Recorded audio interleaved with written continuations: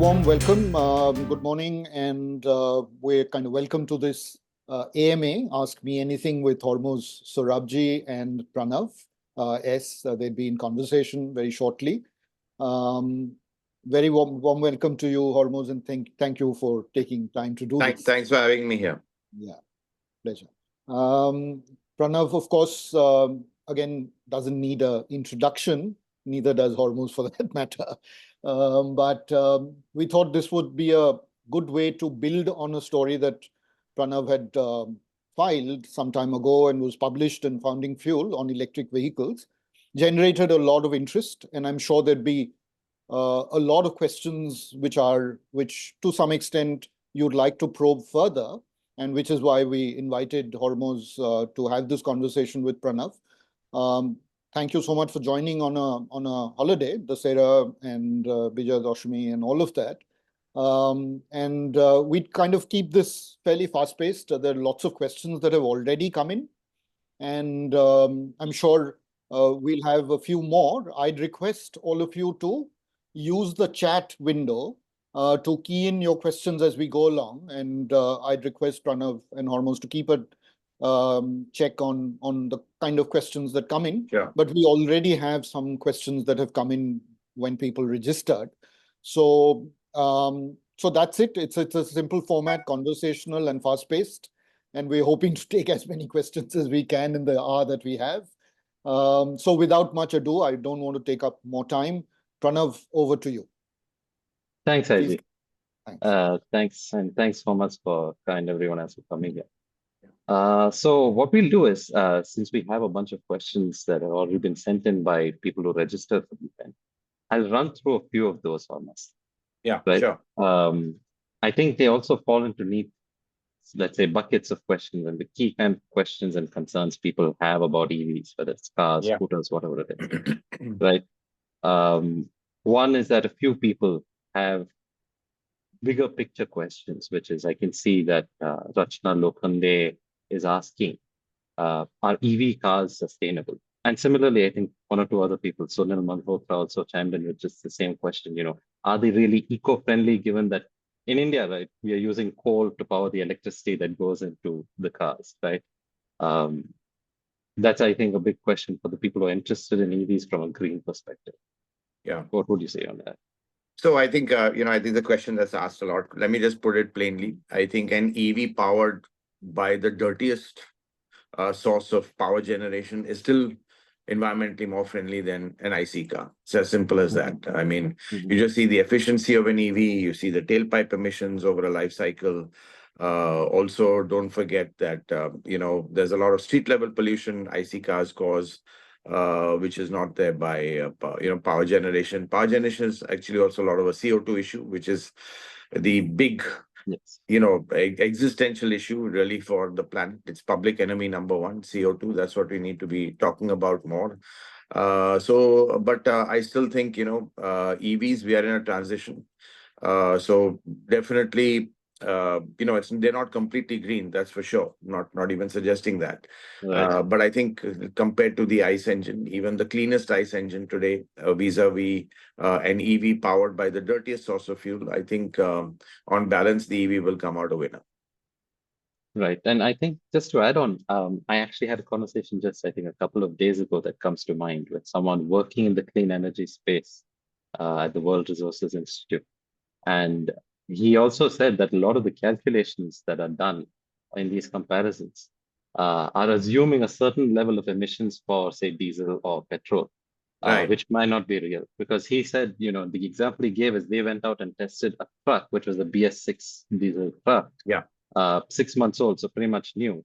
And the tailpipe, the emissions are supposed to be about, I think, 80 grams of CO2 per something. They found it was actually more like 100, 120. So it's almost, the calculations, when we do it on paper, we don't realize the reality is actually much more. I think not so much on paper. When you do it in laboratory conditions, they don't necessarily match the real world conditions. So they're moving towards that driving cycle. They've got something called real driving emissions cycle, the WLTP cycle, which they're moving there. But, I think this is just the start. The electric EVs can only get cleaner, if you get what I'm saying, as power generation becomes more sustainable, more cleaner. and we start moving away from fossil-based or coal-based, let's say fuels. So I'm just saying, even in this worst-case situation, I still think the EVs have an edge, and it can only get better, from the EVs standpoint. EVs have their own other challenges. But I think emissions is not a challenge at all. I mean, or it's not as much of a challenge as people think it is, or an issue. Right. Sunil points out that yes, he'd asked the question also. He's pointing out, yes, renewables are going to only make things better. And he was talking about environmental friendliness overall. The other thing, actually, I'm going to jump to another question, which I think relates to this as well, this basic idea of sustainability, which is when you're talking about recycling, right? Arun had asked multiple questions, but one of the questions he had asked is there a system in India to reuse or dispose of batteries? And I think this we can answer fairly straightforward manner, because the government has mandated that OEMs, manufacturers have to take back the batteries and refurbish or recycle them. Right, Hormazd? There's regulation. Yeah, that's true. That's what you can do. There's a whole second life industry and ecosystem for the battery that needs to be used. They can be used for stationary applications, but the truth is, let's say recycling is a major problem. It's really not been sorted. That is one of the biggest challenges. So, here you're choosing whether you want to pollute the air or pollute the earth, which is really the toss-up which is facing us. It is a difficult one. But, as I said, I think global warming is becoming existential for future generations. It's not something that is just a myth, or, it's real. It's definitely there, and definitely caused by CO2. There's unrefutable proof on that. So, in the kind of, let's say, this one goal of reducing CO2, there are going to be other issues. Obviously, one needs to sort that out. Are you creating a bigger issue by solving one issue? Again, that's something which, is jury's out on that as well. But clearly, recycling is, I think, probably to me, the biggest challenge when it comes to sustainability for EVs.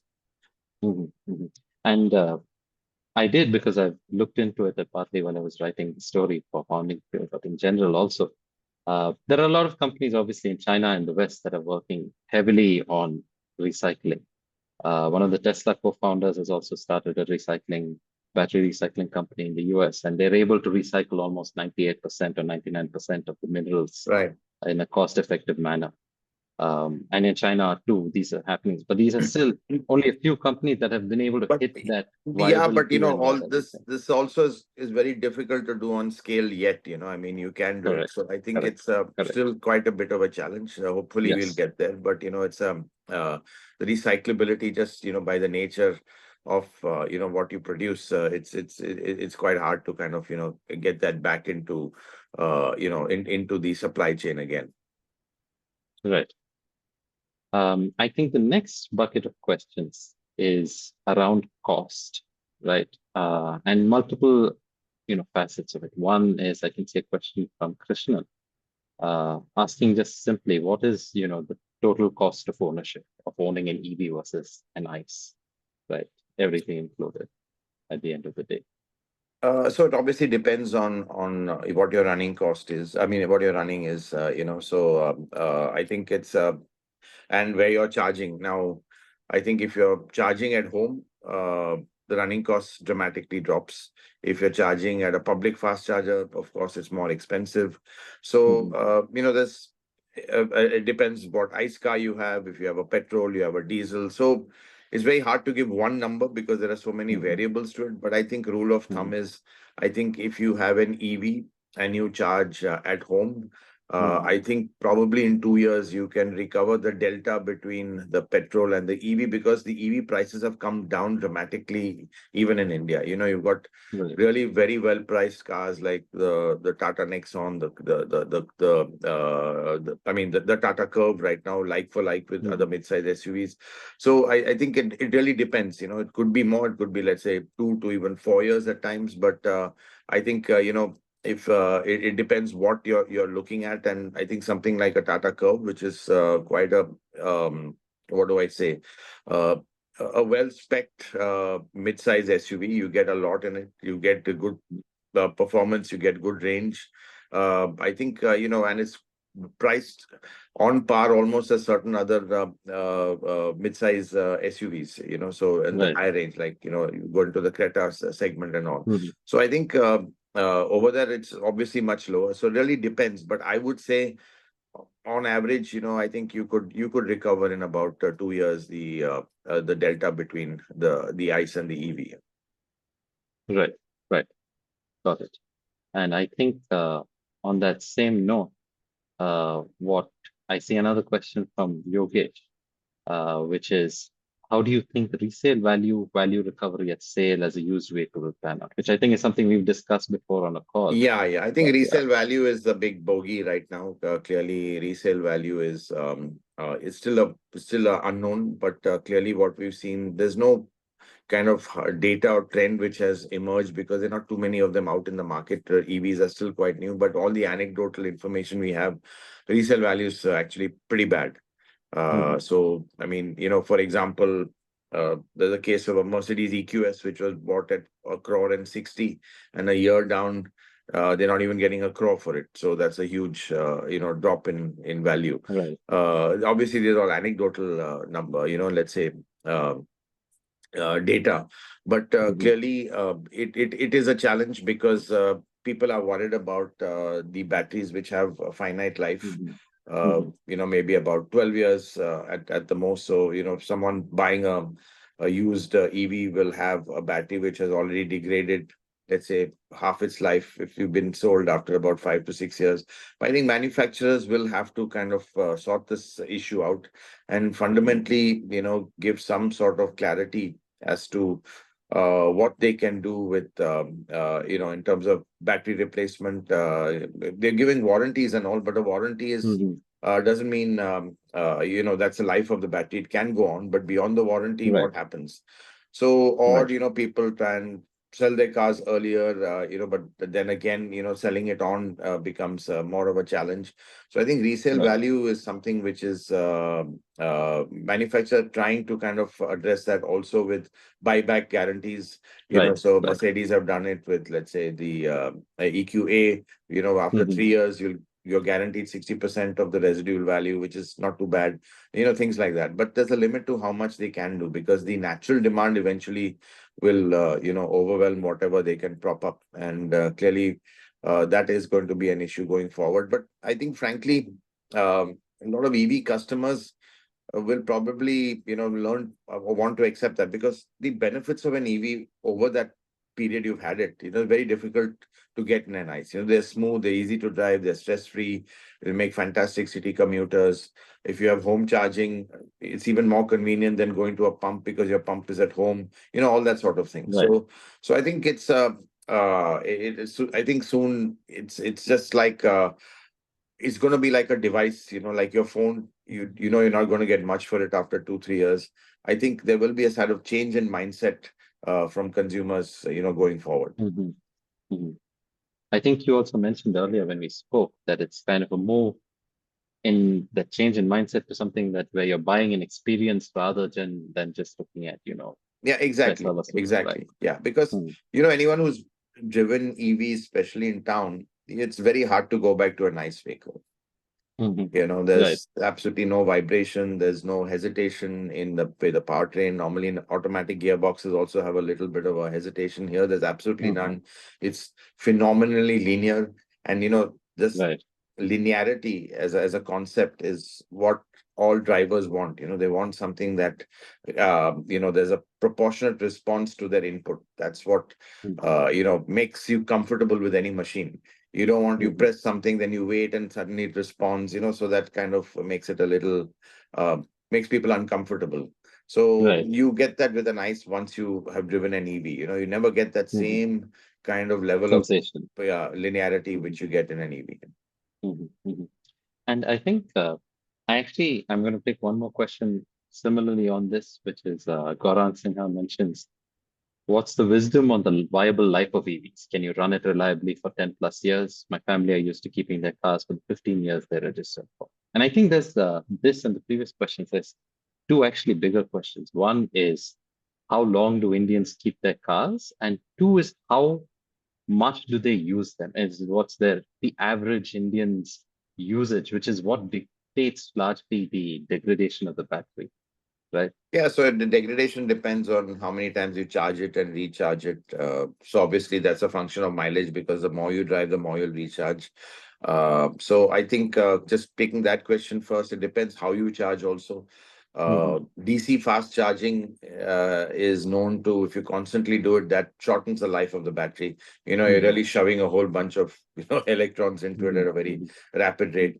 Home charging is much better. So it really depends on how you charge the battery. You charge between 20 to 80%. That's really a sweet spot. So there's a little bit of, I wouldn't say battery maintenance, but a few tips on how to keep the battery going. But I think, as battery technologies evolve, I think, comfortably, you shouldn't have a problem for about 10 to 12 years. You will face some degradation towards the end, maybe 70, 80%. One has to think, but it's not that the battery is just going to, should not, kind of completely pack up in that sense, or you have some few damaged cells or something like that. But so I think, keeping a car for 10 years is possible. Obviously, the resale would be terrible after that, because, Right. you would have to then, sell it accordingly, because the battery is still the largest chunk of the car. But, things are evolving very fast. Battery prices are crashing. They have, especially LFP batteries. There can be newer technologies coming forward. Finally, I think we will reach even solid state technology at some point. I would imagine the next 5 to 6 years, we will see that. Just need a breakthrough in be able to manufacture it at scale. So, but for someone, keeping a car, yes, you can, but drive it for about 10 to 12 years. But I think, be prepared for a really poor resale. And coming to your thing on how long do people keep their cars, I think on an average, it is about, on average, it's about, 6 to 7 years is what people keep their cars. Yeah. So obviously in the metros, there's a faster replacement cycle. And so I think that's how it is. And I would imagine maybe, I think this trend will probably shorten as people want to keep upgrading and newer models come out, which is what really is the catalyst for kind of having a faster replacement cycle there. I think I just provide a little more context for people who might not have followed the industry too much or the products too much, which is right now we see different battery chemistry. They're all lithium-ion batteries, but they're different in terms of how long they last, how fast they charge, all of these things. So the main ones we have in electric vehicles right now are NMC and LFP. And LFP is cheaper and has a much longer life. NMC is used more in the West because it's very high energy density. So for their high performance vehicles, premium vehicles, they prefer that. Yeah. For the mass market, even in the West, Tesla and Ford, for their cheaper vehicles, are now using LFP. The Chinese are using LFP. We're using LFP. Right. And I think also to add on a little bit about the lifetime of a battery is that part of it is that we, again, only have laboratory tests, because even around the world, it's not like we have cars that have been running for 10, 12 years, right? The oldest, probably even Teslas, are like 6 or 7 years on the road for the most part. Studies, which I've looked at by, for example, Geotab, where quite recent, I think last month, where they've looked at cab fleets and checked degradation of batteries and projected for passenger cars for individual private use, that it's possible that it might even be 15 years or more, but we'll have to actually wait and see, because the LFP cells can do 2,000 or 3,000 or 4,000 or 5,000 charging cycles, depending on the quality of the cell. And 3,000 cycles, to give a little context, is imagine if you have a mid-range car with, say, 200 or 250 kilometers of range, 3,000 cycles should give you more than 5 lakh kilometers, which is unlikely. The battery is likely to die of old age in 15 or 20 years before, the average Indian actually dies anywhere near that amount, right? Because I think most people would probably drive around 10 or 12,000 kilometers a year or less. Correct. Yeah, absolutely. No, I think you've summed that up well. And I think also, I think NMC I think LFP also is catching up with NMC in terms of energy density. You know, you've got things like BYD blade cells, which are very can be very efficiently packed. So you can put more of them in the same space. So that automatically improves the energy density. And I think, NMC, I think we will see there fundamentally a lot for the two-wheelers as well, where you need a lot of energy density in a small let's say, package. So, you've got our two-wheeler guys, they are using a lot of NMC batteries as well. So, but I think, I think at the end of the day, it's really, I think, a function of cost, battery life, and I think this is where LFP is going to really, I think, take an edge over NMC going forward. I would imagine, except for the really high performance car where you have the 811 chemistries of NMC, very, very power dense. I think there will be LFP becoming, proliferating more and more across all these segments in the EV space. Yes. And now I think the next thing I'll jump onto is a few people asking different questions, but all fundamentally around the same thing, around infrastructure and charging and how to solve that. For example, Karunakar mentions that charging infra has hit a wall, and how this hits adoption. And he asked, well, what about battery swapping? And I see that Dilip Chennai also points out the same thing, right? Is battery swapping viable? Actually, multiple Devain in the chat has actually also popped in with the same question. Plus, we're seeing some questions around, the battery rental thing that say MG and all are doing. But I think let's address charging speeds and battery swapping or for battery swapping and fast charging, because we see that IG from Founding Fuel has also mentioned, can fast charging batteries help this? Well, battery swapping is possible, in kind of certain use case situations. It's fine for buses where, you have a certain uniformity of design and, they are set on a fixed route. And, you can do it with, but in a car, it's quite difficult. Firstly, each car has its own design, so to have one universal battery for all cars, that's the only way it will work, is just not possible at all. Batteries are pretty heavy, couple of 100 kilos. So again, to have the kind of, let's say, the infrastructure to kind of swap them, how do you get them out? It's not practical at all, to be honest. I think battery swapping in cars is just, very, very difficult to do. You've seen it in two-wheelers, the Hero Vida, that's done quite well. But, you have your own batteries over there. You don't have it's their own bespoke battery. It's not a universal battery. In fact, we set a Guinness World Record to show that, by just swapping batteries, you could run the scooter without stopping. Yeah. So that was quite something interesting we did. Yeah. So I think coming back to it, I think fast charging or the charging infra, it's very, very key for that. I think India is got a bit of a problem because, the initial phase of chargers, which I must say Tata Power did a lot, they're at the max 25, 30 kilowatt chargers here, so that is really, really slow. So I don't think the issue is so much the spread of chargers. Actually, you'll be surprised how many charging points there are. It's the question is how reliable, convenient, and how fast they are. So I think it's just the quality of the charging, which is actually the biggest problem. And that's why, home charging has become absolutely critical for EV adoption. In fact, just to give you a statistic, about, over 90% of Tata Nexon buyers all have home charging, which just goes to show how many didn't buy a car because they didn't have home charging. Because just the hassle of going to public charging is a big kind of a barrier.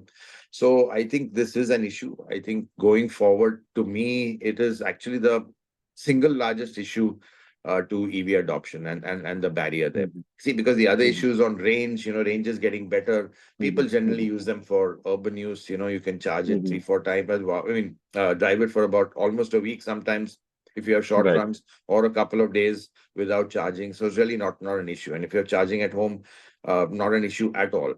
Right. The price also has come down dramatically. I don't think it's there. Plus, people are seeing value in what else an EV offers to justify the premium price. They're not only doing a Mhm. calculation of running costs, what we had discussed earlier. Mhm. So, price and range, I think, are taken care of. It's the charging infra, which is, I think, the biggest problem. And that, I think, is going to take Yeah. some time. I'm not too optimistic. I mean, look at Mhm. CNG. We've talked of CNG, how great it is. After 30 years, we still have a net charge. You still see queues over there, Queues So, at every yeah, station, CNG. yeah, Yeah. that's right. Yeah. Yeah. So, Yeah. so there are challenges, and I think, this is going to be one big challenge, which is going to really curtail EV adoption to a large extent. Right. And I think just to build a little more on battery swapping, the use cases even around the world and India that we've seen are mostly commercial. Like you'd Exactly. mentioned buses, Yeah. three-wheelers we see to some Yeah, extent in that's India. right. Three-wheeler, exactly. In China, we've seen NIO as the only car maker, but again, a lot of Yeah. those are taxis, right? And they've had to build automated swapping stations and everything. And it's not a Exactly. model proven even at scale in China. Yeah. And I think also uh, from manufacturers I've spoken to, and even in two-wheelers, if you're talking about making removable batteries, whether you have a swapping network or not, Yeah.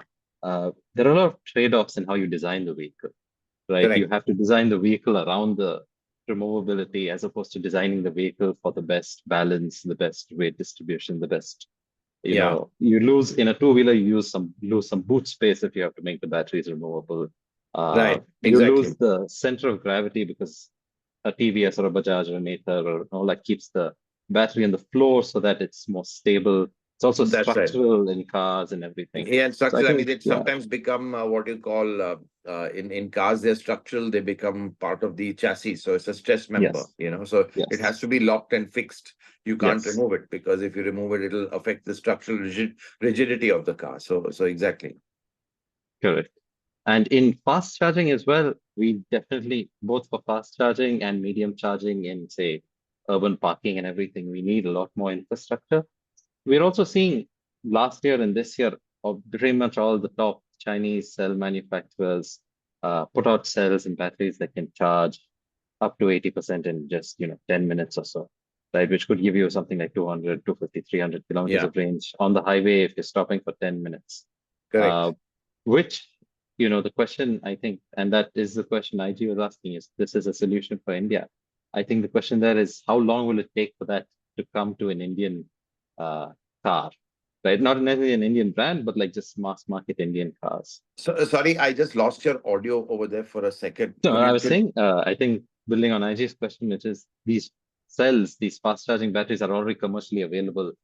The only question is from an Indian perspective, how long does it take for those to be adopted for the mass market in a country like India? Or even the medium, not the So, mid market, let's say. there's something like 1C charging and 2C charging, and people are talking Yes, about 3C charging. I think that's also a function of the charging capacity of the fast charger. I mean, of the as I fast said, charging. Yes, I yes. mean, we are at 30 kilowatts. The newer guys are doing about 60 kilowatts. But that is probably the very few doing 180 and kilowatts and beyond. And Correct. again, the kind of infrastructure, and then you've got issue with the power distribution companies, to give you that level of charging speed. So there's when you go beyond 60 kilowatts, it goes into a different you have different challenges as well. So I think today to just have 60 kilowatt is slow because Right. I mean, even for let's say a car with how do I say, a 60 kilowatt hour battery, which is going to be quite the norm, or even a 40 kilowatt hour battery. You just do the Right. math. It'll take you 40 minutes to an hour to charge a dead battery, or even if you go from 20 to 80, it'll still take you about half an hour, which is just not Correct. good enough. So you need to have it faster. You need to have it, let's say a lot easier. And I think the other thing which I see happening is, sorry to digress a bit, on the inconvenience of fast charging or public charging, is the hassles which you have to go through with apps and have apps for different, Right. service providers. Right. Obviously, they all want your data. But, Correct. you have to understand that in a country like India, unlike in the West, where we are so used to your petrol being filled for you. You don't even get out of the car. You just tell the guy, Right. 20 liter dalo, or 5,000 ka petrol dalo, that sort of thing. Here, Right. you are making them get out and, download an app, kind of activate it. It takes some charge. The protocols take time to talk from your phone to the charging thing. It's quite hassly. Also, a lot of them are Absolutely. not located in the best of places. So these Mm-hmm. are big deterrents. If there was a way where you could just have someone come and plug in for you and you pay by credit card like you would for fuel, Mm-hmm. I think that would Mm-hmm. also kind of, let's say, take the sting or the pain out of fast charging in a way. And obviously, they should be Mm-hmm. conveniently located. So I think there are, still lot of challenges with public charging. And again, as I said earlier, that's going to, be, to me, one of the biggest hurdles of EV adoption going forward. Mm-hmm. Mm-hmm. Right. I think, give me a second. I think a few of the questions we're getting in the chat, for example, are also, and in the pre-event questions that people had sent, are also around hybrids, right? Yeah. How do hybrids stack up? I see that Raj, for example, has asked, would EVs only be the future, or would it be a hybrid with EV and some alternative fuel? I see that Karnakar has mentioned, why isn't the government encouraging mild hybrids? In terms of that trend of, and you also have mild hybrids, strong hybrids, plug-in hybrids, which are not really a thing in India yet. How do all of these stack up versus an EV versus ICE? So I think, honestly, I think you can't, hybrids is going to be the name of the game going Mm-hmm. forward in this transition. And I Mm-hmm. think the one who is championing that the most is Maruti. And when the Mm-hmm. market leader does that, it kind of increases hybrid penetration. Conversely, when we saw that, let's say Maruti got out of diesel, Mm-hmm. which was 30% of their sales, overall diesel market share dropped. So they are the Right. barometer of the industry. They are the people who kind of, let's say, what do you call, kind of determine certain trends. And I think they're going in for what is a series hybrid, which is Mm-hmm. a range extender, which fundamentally means that, the engine acts as a generator. You'll Right. always have To electric power the drive to the battery. wheel. Yeah. Yeah. So it kind of to charge the battery. It's like your onboard generator. And Mm-hmm. clearly, that seems to be a very good solution, especially in our conditions of stop-start and let's Mm-hmm. say urban use where it works well. So I think and I think others are going to follow, because Mm-hmm. what they've seen is, despite not having any fiscal benefit from the government, Mm-hmm. customers are still gravitating towards hybrids purely because of the phenomenal fuel efficiency and the Mm-hmm. fact that they're not tied down to a plug. Right. That's the Right. key issue. And again, it kind of goes back or supports, this kind of issue that charging is still the biggest problem. And that's why, Mm-hmm. people are going more for Mm-hmm. hybrids than for EVs. So I think Right. hybrids are there, and frankly, they have a role. And I think we Mm-hmm. will see for the next 10, maybe in 15 years, they will be the dominant electrified powertrain vis-a-vis a Mm-hmm. pure play BEV or a battery Mm-hmm. electric vehicle. So, Mm-hmm. but I think, as I said, eventually we all have to have the goal of zero Mm-hmm. emission, zero tailpipe emissions, which only an EV can give. But I Mm-hmm. think that in the transition to that, hybrids will Mm-hmm. play a significant role. And I think you'll see a lot of other manufacturers also, bringing in hybrids. Mm-hmm. And I see IG has a good question for us, which is, when we're talking about charging at home, which is preferable in terms of cost, in terms of everything, convenience. Many housing societies we know have issues with this because they Absolutely. have genuine concerns about, Absolutely. Yeah. wiring, all of these things. Yeah. And Right. honestly, I think a lot of them are genuine concern. They're not being difficult, though some are, Yes. because, it's I mean, can you imagine if, there were 100 flats and 100 cars and everyone had a, 7.5 kilowatt hour charger. It's quite a lot. It's Mm-hmm. quite a dose. It's Mm-hmm. not practical. I think Mm-hmm. maybe one way is community charging, to have a lot Mm-hmm. of community charging in that, not ideal, not convenient, but at least, Mm-hmm. that You just have to slot your car there, park it. You can go up and come down. It's not that not as inconvenient as going out and waiting at a public charger. So here you can charge in the let's say confines of your society or where you stay. But this is a big challenge, and it really goes back to the fact that home charging is hitting a hurdle now, because it's very difficult to kind of offer that at scale, and that will limit the let's say adoption. And the other thing also is what we've not talked about is what we have seen is that when we saw the earlier kind of, let's say, wave of EV sales and EV penetration, which is not bad right now at 2%. Those are all the early adopters, the EV evangelists, who wanted EVs, don't mind a little bit of the inconvenience. Now you've got what I call the early majority, which are a little bit more pragmatic, a little bit more skeptical. For them, ICE, EV, not too much of a difference. They don't want their lifestyle or their inconvenience, disrupted.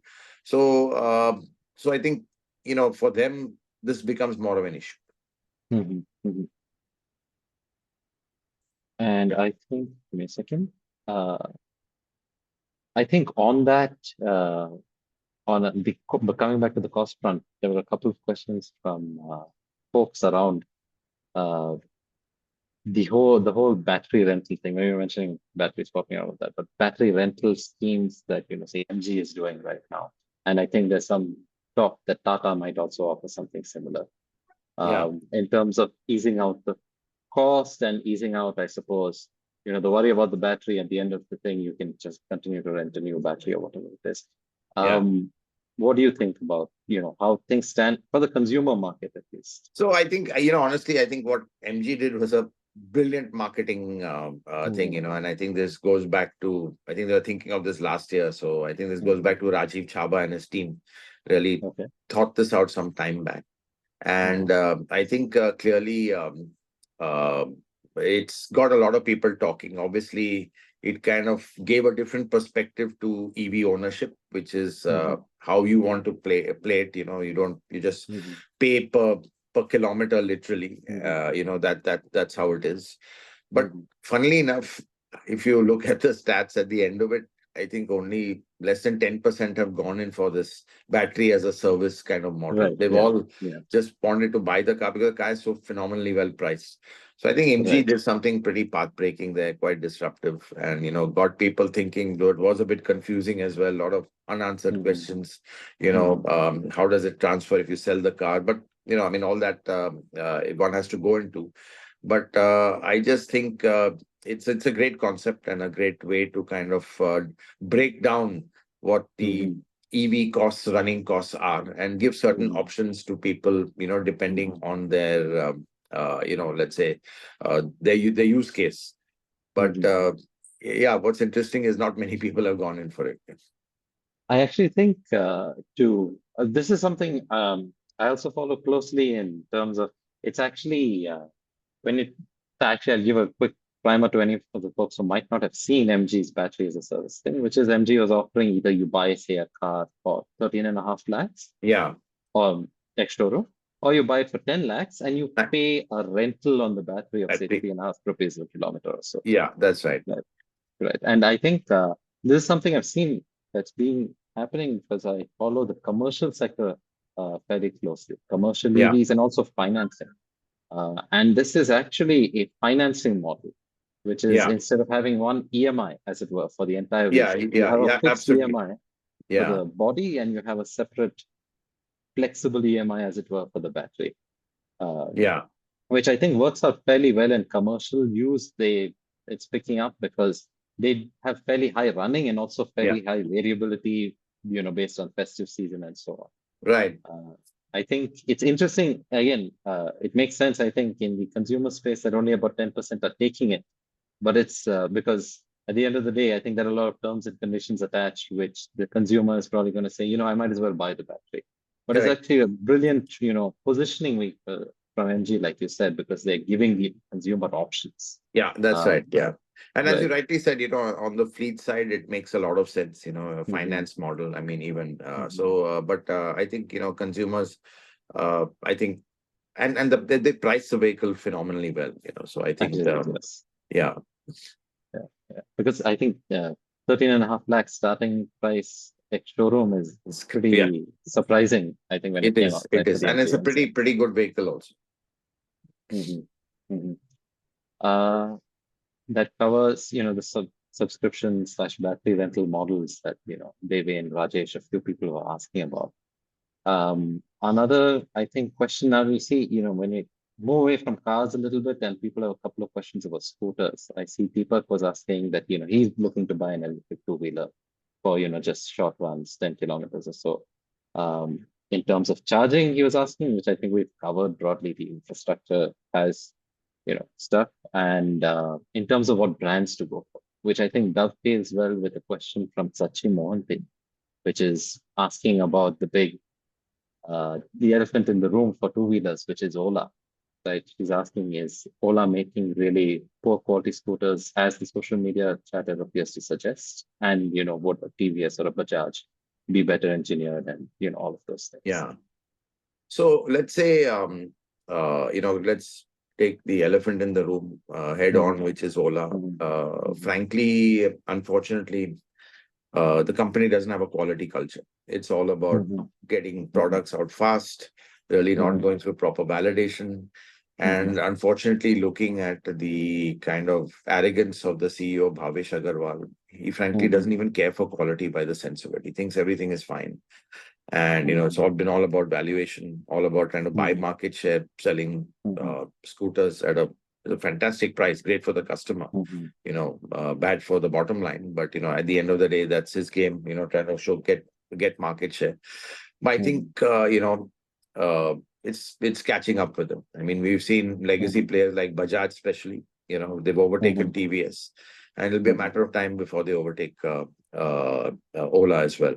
So, because clearly people need to know that, the legacy guys, there are a lot of non-EV parts in a bike, the oily bits, right. Whether it's the mechanicals, whether it's just certain manufacturing processes, and that is a very deep-rooted kind of an expertise, which, comes with being in the business for long. It's not, you just can't acquire that. Secondly, I think Ola doesn't have good people at all, because no one stays with the CEO, because there's very hire and fire and unreasonable way of working. So I think Ola is a brand I would not touch personally, though I have to admit I have an Ola S1 Pro, which I got right in the beginning. It did have issues. It continues to have some small software issues. If you don't use it for a while, you have to reboot it and all. But to be honest, it's run fairly, not fairly, very reliably otherwise. But, I think the chatter on social media is not... let's say, to be discounted. Typically on social media, there's a herd mentality, so it kind of gets blown out of proportion. But there is no doubt that service and quality is a big issue.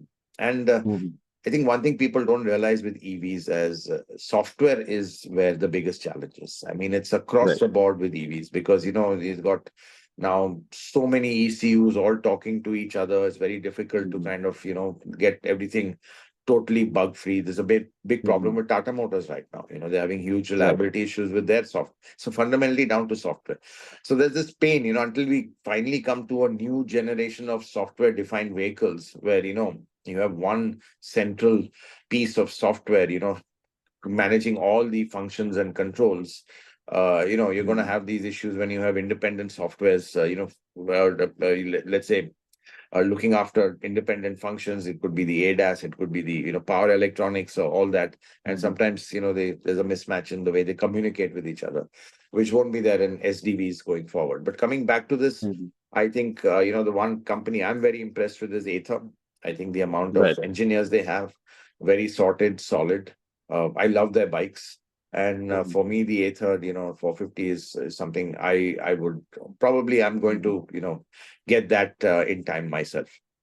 I think, this brings to mind a conversation I had just, I think, a couple of days ago again with someone who was saying he was considering EVs, right? His diesel car is coming on to some age, and he's kind of thinking about getting something new. And he was saying that he's not, at least in, I think there's plenty of options once you get up to 20 lakhs and beyond, there's just a bunch of options. But in something a little below that, around 14, 15 lakhs or less or more, a little bit. He's saying that he was a little hesitant because he's not sure about the Indian brands, right? And he sees, say, a brand like MG, but he's not sure what happens because it's Chinese and will that be a disruption in the future? All these kinds of questions, I think, are plaguing people's minds because of fundamental uncertainty. Yeah. Right? So, yeah, I mean, you're right. There's not too much choice at the lower end. I think that will take time to come because, you know, the costs are still quite high, battery costs and all that. I think you'll see Maruti attacking that space from 26, 27. So that might be an option. But I think MG is, you know, this whole Chinese thing. Frankly, today the Chinese are the leaders in EVs. So if anything, if you're getting an EV, a Chinese brand is something that you know is actually the one to go for. Right. Look what BYD has done globally as well. You know, so they know this business. They may not have that enduring quality feel. But you know, and it's more a perception of quality they have inside. But you know, I just drove the Windsor and I was super impressed with it. Yeah, I have to say. I mean, you really I don't think there would be an issue with that car. And you know, I think this whole Chinese thing, I don't think really it's a concern. Right.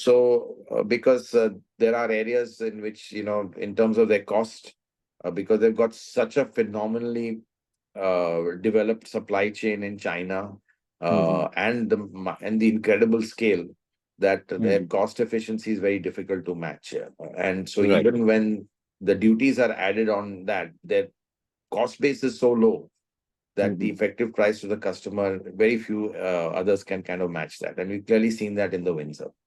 Battery technology, they are absolutely on top of the game today. No one even comes close to them. You know, software, they're very, very strong. It's just, as I said, the oily bits of the car, the ride of the Windsor is not great. A little bit of NVH issues. But honestly, you know, I think as a product for that price, you can't get anything better. And that's, as you said, starting at 13 lakhs.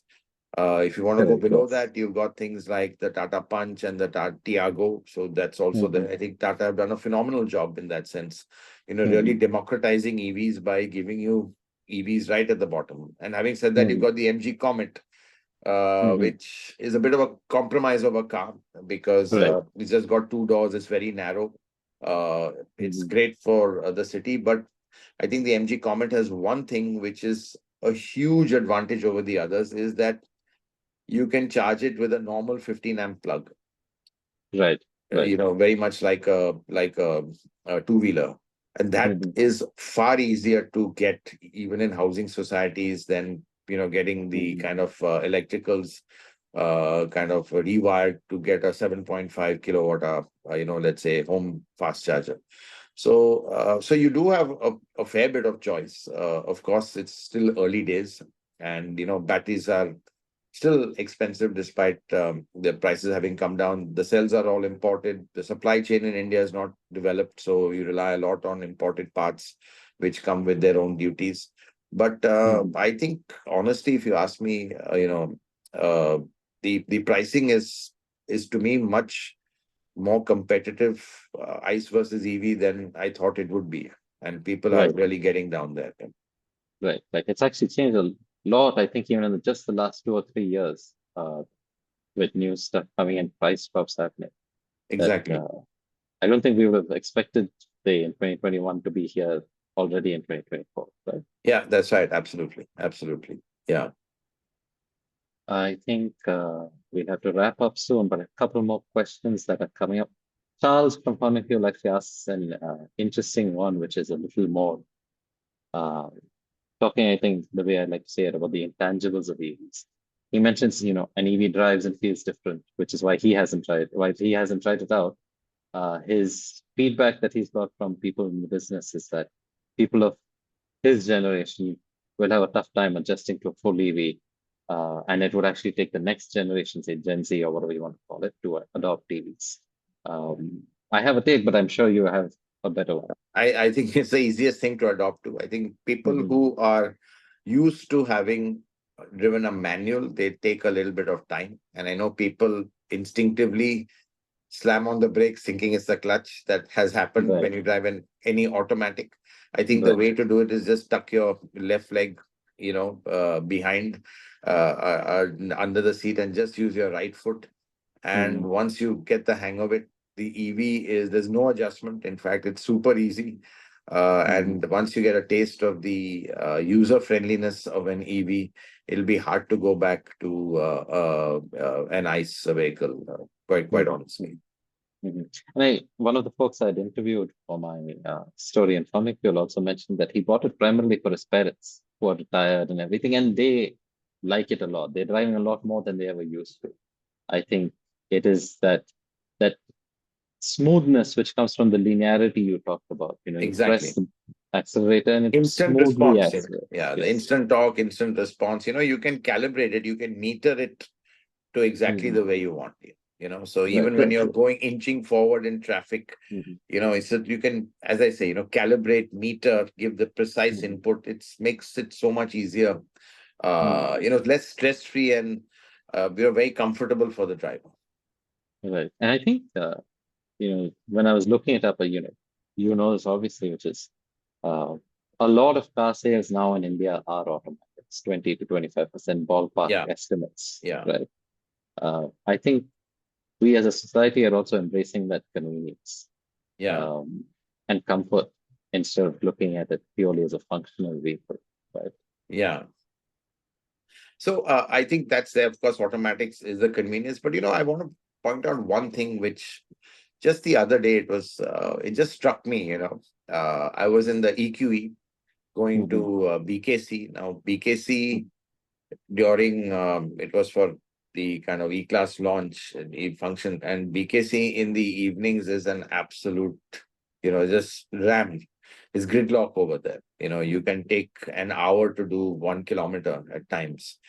And I just felt good that I'm not idling, emitting CO2. You just generally felt good about it that you're in an EV, and you looked around you and you saw, all the desires, all the Uber cabs and everything. You could see them just idling away, waiting, with all that tailpipe emission coming out, and not being used at all for any purpose of moving forward.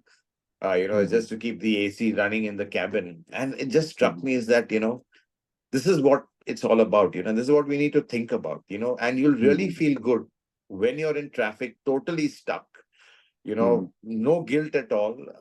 However big your EV is, you can have your AC on, everything on, and know that you're not spewing anything out into the atmosphere while you're just waiting in that place gridlocked. Yeah.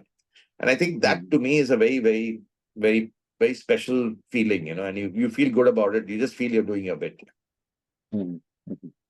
I think to wrap up, I'll take the last couple of questions, which is slightly forward looking, where we see folks who are asking fundamentally in terms of I see Tony Augustine mentioning is EV facing a chasm in its adoption curve. And sorry, I lost you there again. No, I see a couple of people. I see Tony Augustine asking, are EVs facing a chasm of sorts in the adoption curve? I see Baba Prasad asking, where really at the point of that life cycle or adoption cycle are we? And I think the fundamental question there also is, which I think we've answered in bits and pieces, but is for which people are EVs right today, and for whom is it, maybe not yet ready based on infrastructure, home charging possibilities, price, anything, right? Usage, running, all of these things. So I think there's that right now, there is a bit of that chasm or a gap between. I think to answer the question, I think by 25 or next year, 26, I think we'll see the curve come up because very frankly, there'll be a lot more choice. Right now, we've had about Tata, which has got about 70% of the market. But, we are seeing everyone else come in now. MG is kind of a very strong second player, might even overtake them certain months with the way the Windsor has gone. And, I think asking who it's for, I think if you have home charging and generally using it in the city, and EV is an absolute no-brainer. I mean, I would just say forget about the resale value and all that, you need to park that. But otherwise, it is an absolute no-brainer and something you should have from every perspective. Ease of driving, ease of running as well. As I said, your pump is at home. One interesting thing that came out, and frankly, it struck me and I was embarrassed about it, is that since you never go to a pump, you forget to check your tire pressure. The tire pressure, yes. Yeah, so I think that to me was a bit of a, so you just tend to forget that. But yeah, but it just shows how convenient it is. You never have to queue up in a pump, for example, ever. So I think for city use, it's fantastic. As ranges go, keep increasing, you can easily do, let's say, a short weekend drive somewhere. Can it be your one and only car? Perhaps not, because everyone who buys a car always wants that secret that one long distance trip I do a year, I may not be able to use it, So it's not come to that point as yet, is what I feel. But I mean, if you're sure that you're just going to be using it in the city, I mean, just don't even think twice. I think an EV is definitely the way to go. Yeah. So yeah, I think it's still not a totally as convenient as a mainstream everyday car where you can go to Leh Ladakh in it or whatever, or go down to Goa in it once in a while. But I think they're soon getting there with range, and I think infrastructure will improve with the new models coming out. It just has to. I think if the government doesn't do it, I think the private players will kind of amp up their game. So I think, yeah, that's where we are at now at this point. Right. And, I think just to close on, I see, Karunakar mentioning, yeah, EVs are probably a great second car for a big city car owner, which I think is what you're saying. But it's an interesting thing. I had a small discussion with IG once when Tata Motors did some sort of survey, and they were claiming that 76% of people who've bought Tata electric cars use this as a primary car. And it didn't seem right to us. But then now after thinking about it for a few weeks, I kind of understand, because it's a funny thing that the way we talk about cars, we talk about our second car as the one that we use every day, while our primary car is the one that we think of as capable of doing everything. But in a way, it's actually the opposite, right? No, but I want to, leave with a note. Is a good friend of mine, again, anecdotal, has a Mercedes S-Class, but he prefers going in his Tata Tigor. Right. Just the feel of the EV and the smoothness is just very addictive, actually.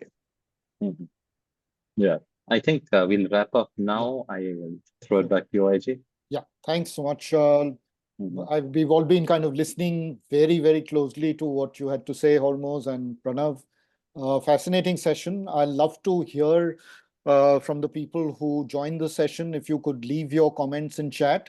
Just a word which best describes what you felt about the session. Just type it out, and it'll give us some flavor of where you are on this. But fantastic session, Hormazd, Pranav. Thank you. Really Thanks for having me. Really enjoyed. We will share the recording to this session with the wider community as well, so you'll have opportunity to watch it again and perhaps make your notes or share it in your network, more importantly.